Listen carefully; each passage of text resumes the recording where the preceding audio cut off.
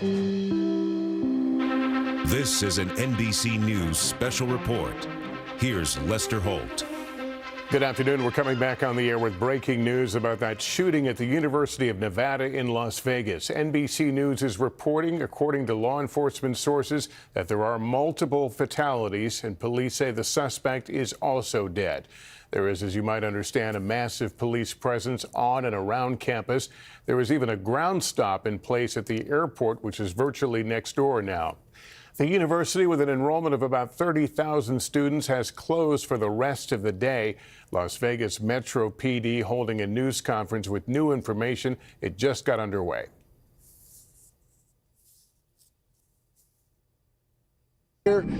This is still a very active and dynamic scene, so if you can avoid the area, we would appreciate it. And we'll be providing additional updates in the very near future. Thank you. There are victims.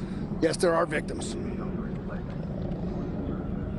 Yes, on behalf of the entire first responder community, though, of course, our hearts go out to any of the families that are affected by this. Our update right now is that we do have a reunification center that is opened up at the convention center. That's at the North Hall.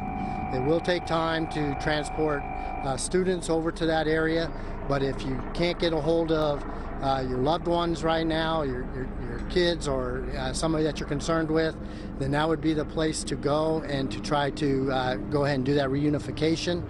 We will have people there to assist you. We also have a phone number. It is being staffed. It's 702-455-AIDE.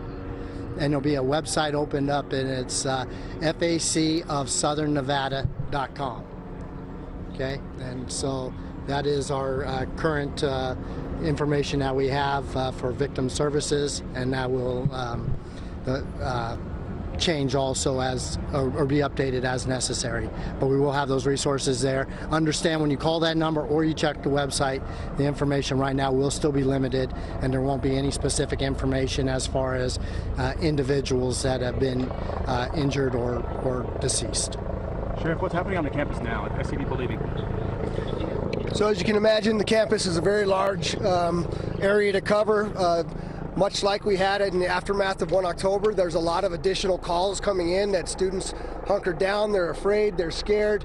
Our officers are going unit by unit, building by building with the university police and the rest of the police officers, firefighters, EMS, and making sure that we don't have any additional victims and or subjects. So we'll be back with you in the very near future to provide an update. Thank you. Any info on the suspect? Sheriff, I have an update as well. I'm sorry, on that website. That's going to be facofsouthernnevada.org. I believe I said .com. That is .org. Thank you, sir. All right, so we just got the latest information on the situation here. All right, we've been dipping into that news conference there in Las Vegas. Let's get right to NBC investigative correspondent Tom Winter, who's tracking developments. Tom, we heard the sheriff say there are victims. What more do we know beyond that? Right, Lester. So we know from the Las Vegas Police Department posting on social media some time ago now that the suspected shooter in this incident has been found deceased. Then on top of that, we've been told by multiple senior law enforcement officials that there are perhaps 1 to 2 others that are not involved, or not the shooters of this incident, rather, that are also deceased. The numbers are very fluid right now, as you can imagine, as we just saw. This is a very dynamic scene with a lot of law enforcement arriving on scene to help clear these buildings. So the specific numbers are a little bit in doubt. And of course, knowing that these are students, their parents are probably watching, we want to be cautious as far as what we know so far. But we do know that multiple people have been shot. At least 2 others besides the shooter are believed to be dead. The shooter is believed to be dead. And at this point, there's no indication that there are any additional threats. But of course, they're doing everything that they need to do, which is going from building to building, room to room, to make sure that there are no additional victims and that there's not any other potential suspect that they're looking for. And so that's the current state of the investigation. Just too soon to say here, Lester, what the motive might be. So we'll hold off on any sort of speculation, certainly on that, and continue to wait for officials to brief from the scene. It's clear at this point, listening to the sheriff and to the chief there who's oversees the school's policing department, that there's a lot more details to figure out. All right, Tom, thanks. We are starting to hear more about the shooting. Here's one parent describing what her daughter, a UNLV student, told her about those terrifying moments. First, we were getting the text messages from UNLV, thank God. And then I ran out of work. I came over here. She wasn't answering. Her phone was going straight to voicemail. So that was scary. We came out here, and then she finally called and texted and says that they're in a dorm. She was crying. She was hysterical, saying she heard the gunshots, she heard the screaming, and they're putting her in a dorm. And now they've moved her, you said? And they moved her again right now in a room with all the lights off, and they don't know what's happening. Carmen Best is a retired Seattle police chief and joins me. Thank you for being with us. I want to get your sense of the suspect apparently is deceased, as they say. So it would be probably likely they'll have an ID on the person soon. Would that be the next crime scene, the next place that officers would want to go?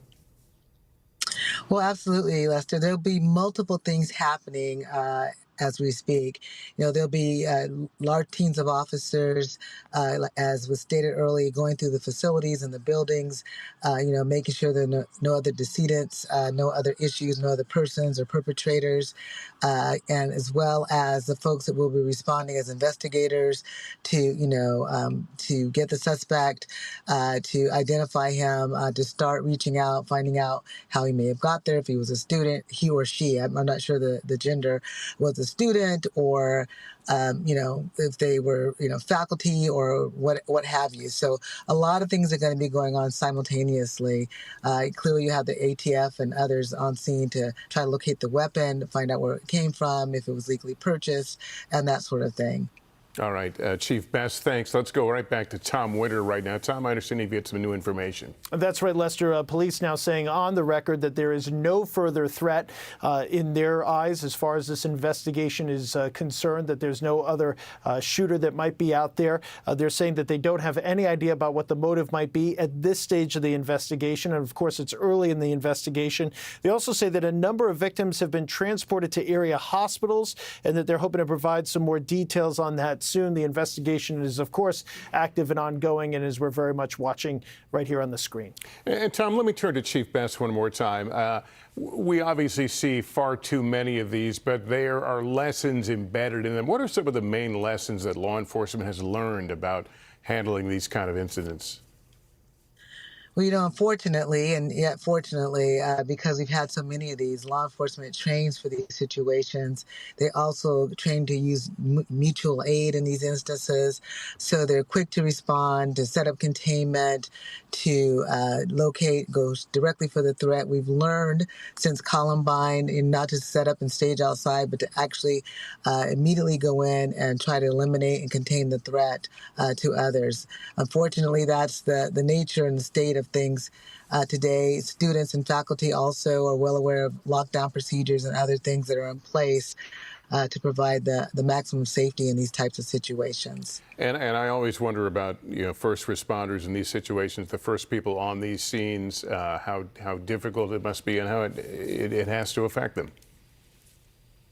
Yes, it's incredibly dangerous, as you know, but that's what they're paid for. That's what they're sworn to do. That's what they're trained to do. And in many of these circumstances, you see officers and others going right directly in immediately and taking action. And that is the nature of the training for these situations. All right, Chief, thanks very much. That concludes this NBC News special report. More coverage ahead on our streaming channel, NBC News Now, online as well at NBCnews.com. I'll be back with more tonight on NBC Nightly News. I'm Lester Holt. Good day.